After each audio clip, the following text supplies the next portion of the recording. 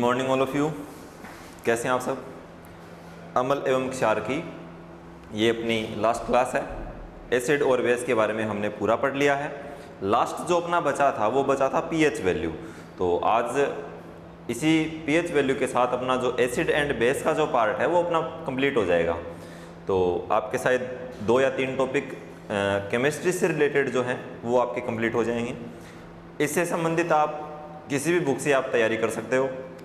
जो भी क्वेश्चन आपके सामने हो जो आपसे नहीं हो पाए वो आप नीचे कमेंट बॉक्स में लिख सकते हो सकता है नेक्स्ट क्लास में वो रिप्लाई कर दिए जाएं या फिर आपको कमेंट बॉक्स में ही उनके रिप्लाई दे दिए जाएंगे। ठीक है, तो विलंब ना करते हुए हम अपने टॉपिक पे चलते हैं।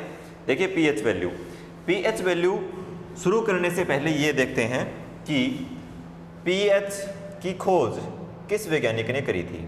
तो सबसे पहले हम ये देखते हैं कि पीएच का खोजकर्ता कौन है।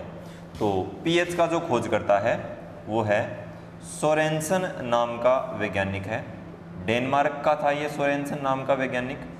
और वैज्ञानिक महोदय सोरेनसन ने सन 1909 में 1909 में पीएच की खोज करी थी। ये डेट भी आपको याद रखनी है, कई बार एग्जाम में इसकी डेट पूछ ली जाती है, तो ये डेट भी आपको थोड़े बहुत ध्यान में रखना है। खोजकर्ता इसका कौन है? सोरेनसन है। फिर हम ये देखते हैं कि पीएच में इस पी का अर्थ क्या होता है। तो पी का अर्थ अंग्रेजी में इसे बोलते हैं पोटेंस या फिर पोटेंशियल भी आप इसे बोल सकते हो, और हिंदी में इसे बोलते हैं पुषांश, जिसका अर्थ होता है शक्ति। पीएच में पी का फुल फॉर्म या पी की जो फुल फॉर्म है वो कई बार पूछ ली जाती है। तो पी की जो फुल फॉर्म होती है वो होती है पोटेंशियल या पोटेंस या फिर पुषांश हिंदी में। अब देखिएगा पीएच होती क्या है। हमारे क्या होता है कि अगर हम ये पूछें कि समय क्या हुआ है तो उसे मापने की एक इकाई होती है, जैसे सेकंड में। ये पूछते हैं कि दूरी कितनी है तो दूरी को मापने की भी एक इकाई है मीटर। वजन को मापने की भी एक इकाई है किलोग्राम। इसी प्रकार से अगर हम ये पूछें कि कौन पदार्थ कितना अम्लीय है और कौन पदार्थ कितना क्षारीय है, इसके लिए जिस चीज़ की हमें आवश्यकता पड़ती है वो क्या होती है? पीएच होती है। तो पीएच क्या होती है? पीएच वो होती है कि अम्लीयता और क्षारीयता को मापने की जो इकाई है वो क्या होती है? पीएच होती है। किसी पदार्थ की पीएच का अगर हमें पता चल जाए तो हम ये बता सकते हैं कि वो पदार्थ अम्लीय है, क्षारीय है या उदासीन है। तो ये सब कुछ डिपेंड किस बात पे करता है कि उस पदार्थ की पीएच वैल्यू कितनी है। तो पीएच का जो मान है इसकी परिभाषा अगर आप लिखना चाहो तो लिख सकते हो। मैं आपको इसकी जो वैज्ञानिक परिभाषा है वो बता देता हूँ। या पहले आप यूँ लिखोगे कि अम्लीयता और क्षारीयता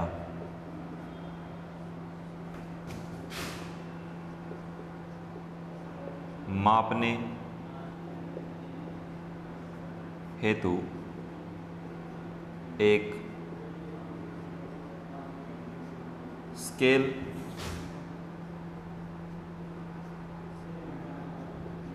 काम में लेते हैं।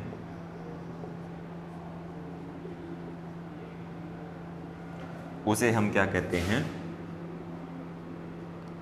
पीएच स्केल कहते हैं। और अगर आपसे पीएच की परिभाषा पूछ ली जाए तो आप इसकी परिभाषा ये बताओगे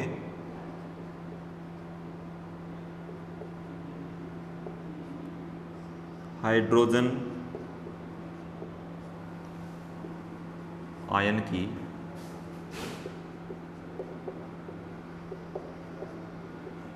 सांद्रता के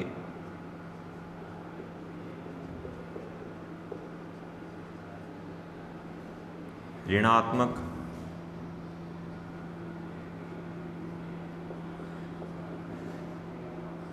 लघुगणक को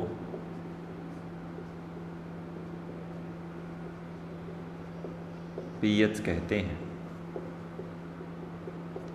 ठीक है, ये होती है पीएच की परिभाषा। ये होती है पीएच स्केल की परिभाषा। इससे आगे चलते हैं। इसे लिखने का जो मैथमेटिकल फॉर्म है वो इस प्रकार से है, pH माइनस log बेस में 10 और हाइड्रोजन आयन की सांद्रता। आप इतना सा याद रखो, आपको परिभाषा का रट्टा मारने की आवश्यकता नहीं पड़ेगी। कैसे? देखो pH बराबर देखो यहाँ पे शब्दों पे गौर करो, हाइड्रोजन आयन, तो हाइड्रोजन आयन उसकी सांद्रता, तो सांद्रता को हमेशा बड़े ब्रैकेट से दर्शाते हैं। किससे दर्शाते हैं? बड़े ब्रैकेट से। हाइड्रोजन आयन की सांद्रता के आगे लिखा हुआ है ऋणात्मक लघुगणक को, तो ऋणात्मक यानी माइनस चिन्ह, लघुगणक यानी कि लोग, तो माइनस लोग को क्या कहते हैं? पीएच कहते हैं। तो देख लो, हाइड्रोजन आयन की सांद्रता का ऋणात्मक लघुगणक क्या कहलाता है? पीएच कहलाता है। ठीक है, तो अब ये जो भी मैटर है, पीएच जो है, तो जरूरी नहीं है कि आप पीएच ही निकालो, आप पीओएच भी निकाल सकते हो। कैसे? आप ये भी निकाल सकते हो, पीओएच बराबर जो आएगा वो क्या आएगा? अब H जहाँ जहाँ पे है वहाँ पे आप क्या लगा दोगे? OH लगा दोगे।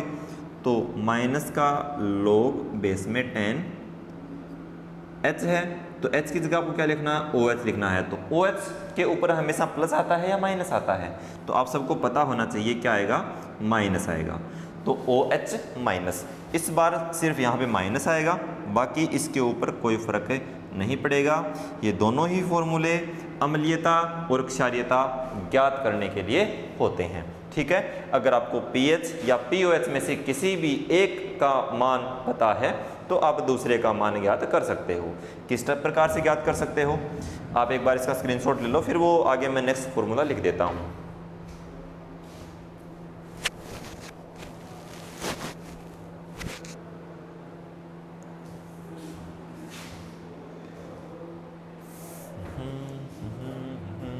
ले लिया होगा?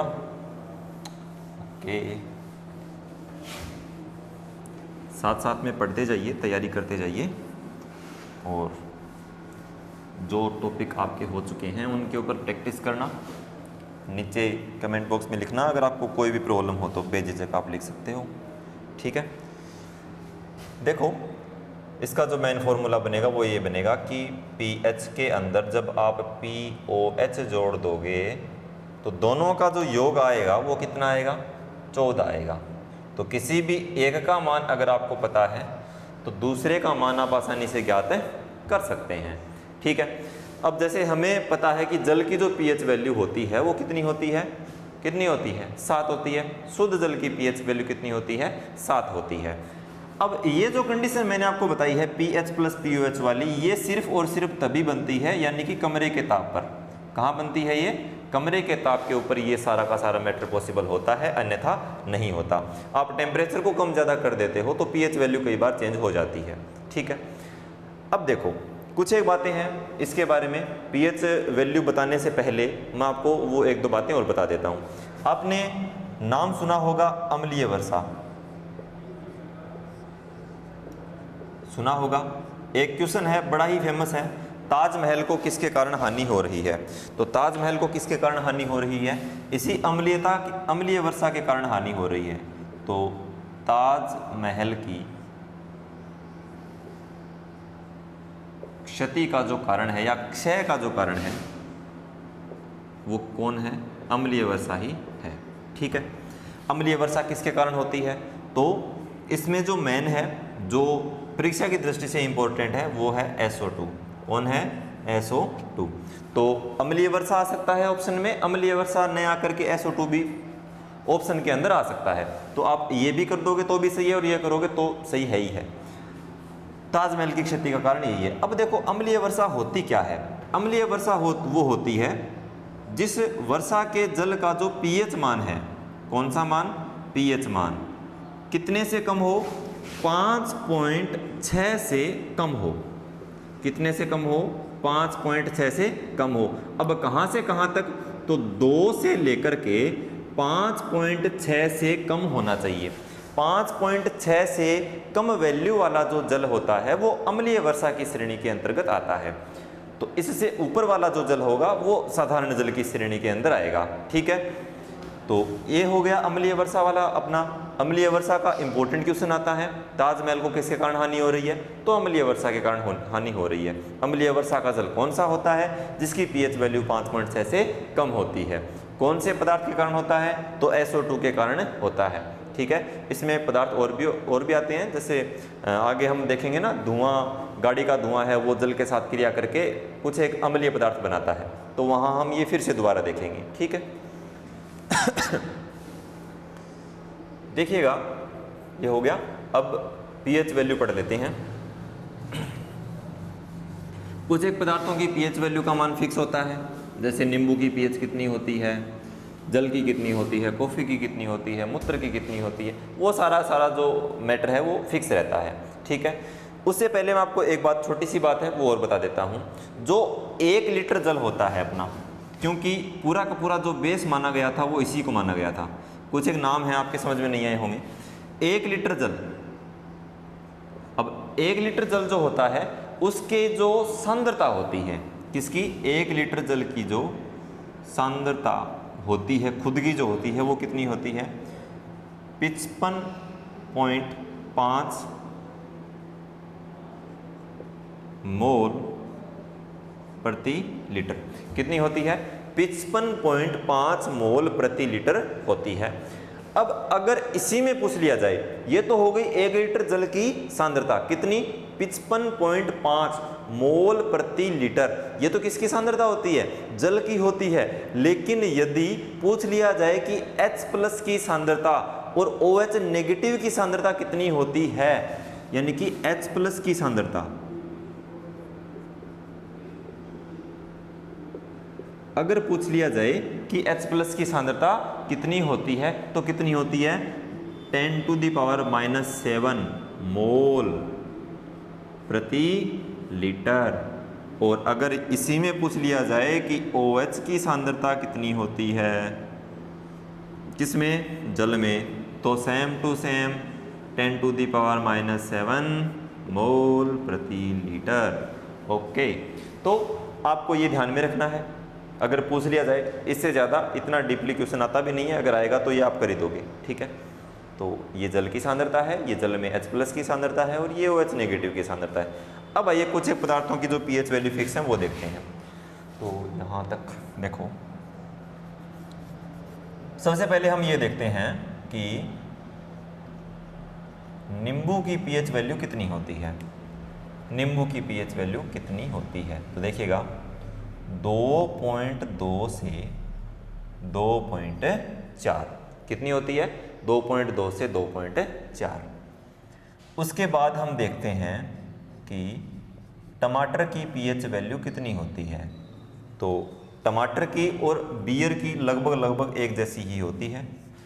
अगर ये बियर वाला पूछते तो नहीं है, लेकिन कुछ एक छात्रों के जुबां पे हंसी आई होगी बियर का नाम सुन के, हाँ कई बार हो जाता है। तो टमाटर का और बियर का जो पीएच वैल्यू होता है वो होता है 4.0 से 4.4। एक बार एक एग्जाम में क्वेश्चन आ गया था, बड़ा ही विचित्र क्वेश्चन था, आना नहीं चाहिए था लेकिन आ गया। क्वेश्चन ये था, टमाटर की पीएच वैल्यू कितनी होती है। ठीक है, पीएच वैल्यू कितनी होती है, और ऑप्शन इस टाइप से आए थे। Option number 1 4.0, option number B 4.1, option number C 4.2, option number D 4.3। अब आदमी क्या करे, ये क्वेश्चन आया था टमाटर का। अब मेरे एग्जाम का नाम तो याद नहीं है, टमाटर की पीएच वैल्यू अगर पूछ ली थी तो इसका जो राइट आंसर था वो ये था। तो एडजेक्ट वैल्यू अगर पूछी जाए तो इसकी 4.1 बतानी है। और अगर नॉर्मली वैसे रेंज पूछते हैं, ये कोई अपवादित क्वेश्चन था, इसके बाद इस पर थोड़ा बहुत इस पर रेट वगैरह भी लगी थी, तो ये 4.0 से 4.4 इसकी वैल्यू होती है। आपको रेंज ही ध्यान में रखनी है। ठीक है, उसके बाद हम देखते हैं कि कॉफ़ी की पीएच वैल्यू कितनी होती है। कॉफ़ी आप पीते हैं, सारे पीते हैं, चाय के रसीले हैं, कुछ एक कॉफ़ी पीते हैं। तो 4.5 से 5.5 होती है। नींबू पी लिया, टमाटर खा लिया, कॉफ़ी पी ली। चलिए मानव मूत्र की पीएच की बात करते हैं। तो मानव मूत्र का जो पीएच होता है वो होता है 5.5 से 7.5। अम्लीय प्रकृति भी होती है, क्षारीय प्रकृति भी होती है। उसके बाद देखिएगा ब्लड का पीएच वैल्यू मोस्ट इंपॉर्टेंट है। ब्लड का पीएच वैल्यू बहुत बार आता है एग्जाम में, 7.3 टू 7.5। एडजेक्ट वैल्यू होती है इसकी 7.4। तो आपको रेंज भी ध्यान रखनी है, एडजेक्ट वैल्यू भी ध्यान में आपको रखनी है, ठीक है। आप इसके दोनों मान ही ध्यान में रखेंगे। उसके बाद बात करते हैं दूध की, लार की। तो इनकी जो वैल्यू होती हैं वो 6.4 से 6.8 के बीच में होती हैं। कितनी होती हैं? 6.4 से 6.8 के बीच में होती हैं। दूध की और लार की ये लगभग एक जैसी ही होती हैं, कोई इसमें विशेष फर्क नहीं है। फिर बात करते हैं जठर रस की या आमाशय रस की। आमाशय रस या जठर रस में पाए जाने वाले एसिड का नाम बताएंगे। तो उसमें जो एसिड होता है वो होता है हाइड्रोक्लोरिक एसिड। उसकी पीएच वैल्यू कितनी होती है? तो उसकी पीएच वैल्यू होती है 1.2 टू 1.5। 1.2 से 1.5 के बीच में इसकी वैल्यू होती है।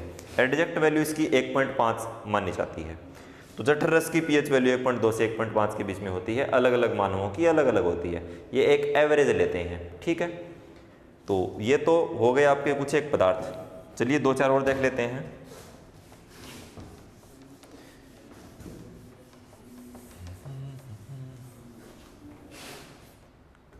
देखो इसके बाद है एंटी एसिड, जो प्रति एमएल होते हैं उनकी पीएच वैल्यू होती है लगभग 10 से 11 के बीच में, ठीक है। एंटी एसिड जैसे मिल्क ऑफ मैग्नीशिया है, उसकी पीएच वैल्यू लगभग 10 से 11 के बीच में होती है। अब ऐसे पूछ लिया जाए कि 1 मोल NH3 इसकी पीएच वैल्यू बताओ, तो इसकी पीएच वैल्यू होती है 11.3। अगर यूं पूछ लिया जाए कि 1 मोल हाइड्रोक्लोरिक एसिड की पीएच वैल्यू बताओ, तो इसकी पीएच वैल्यू होती है 0।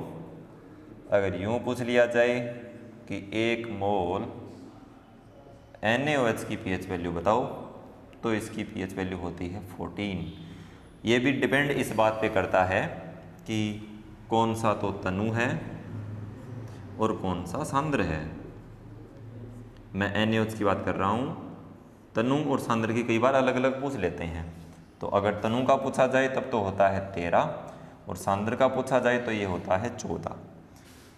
फिर अगर पूछ लिया जाए कि शुद्ध जल की पीएच का मान कितना होता है, तो शुद्ध जल की पीएच का मान कितना होता है? 7 होता है। ओके, तो आपके लगभग जो पीएच वैल्यू है वो आपकी कंप्लीट हो चुकी हैं। मेरे हिसाब से इससे ज़्यादा पूछा नहीं जाता है। एग्जाम पॉइंट ऑफ व्यू से मोस्ट इंपॉर्टेंट जो पीएच वैल्यू है वो इतनी ही है। अगर आपके माइंड में कोई और हो कि सर इसकी पीएच वैल्यू कितनी होती है, तो आप कमेंट बॉक्स में लिख सकते हो, आपको नेक्स्ट क्लास में रिप्लाई मिल जाएगा। या फिर जैसे ही कमेंट बॉक्स में आप कमेंट करेंगे तो कमेंट में आपका रिप्लाई कर दिया जाएगा। तो इतनी कहानी, आप एक बार इसका स्क्रीनशॉट वगैरह ले लो, ठीक है। अब इसमें एक चीज़ बची है, वो और देख लो। वो वैसे तो इससे पहले थी, लेकिन कोई बात नहीं, अब करवा देंगे, घर की तो बात है।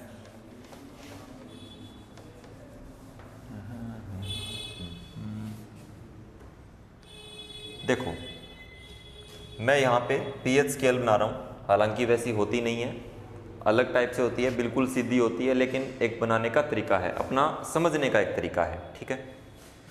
देखिएगा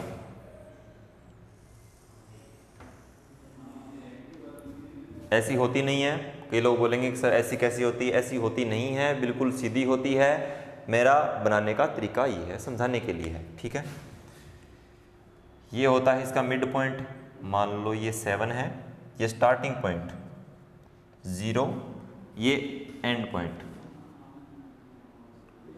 14, ठीक है, दिखाई तो दे रहा होगा।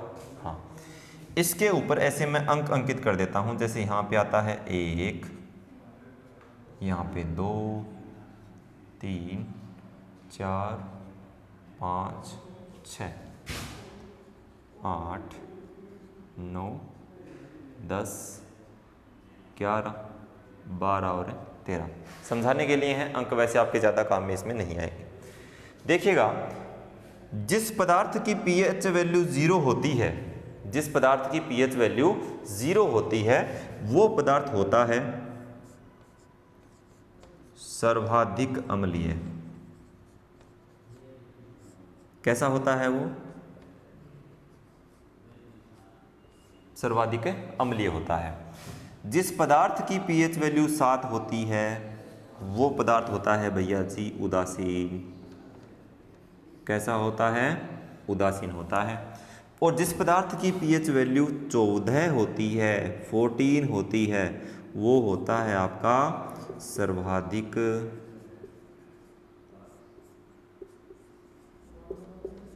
क्षारीय। ठीक है, ये कैसा होता है? सर्वाधिक क्षारीय। ये बीच वाला उदासीन और ये इधर वाला सर्वाधिक अम्लीय। अब देखिएगा, इसके ऊपर थोड़ा हम कंफ्यूज कहाँ पे होते हैं। 0 जो है, इसका जिस पदार्थ का pH मान 0 होगा वो सर्वाधिक क्या होगा? अम्लीय होगा। अगर 1 हो गया तो वो इससे कम होगा, 2 हो गया वो इससे कम हो गया, 3 होगा वो इससे कम होगा, 4 होगा वो इससे कम होगा, क्या? अम्लीय।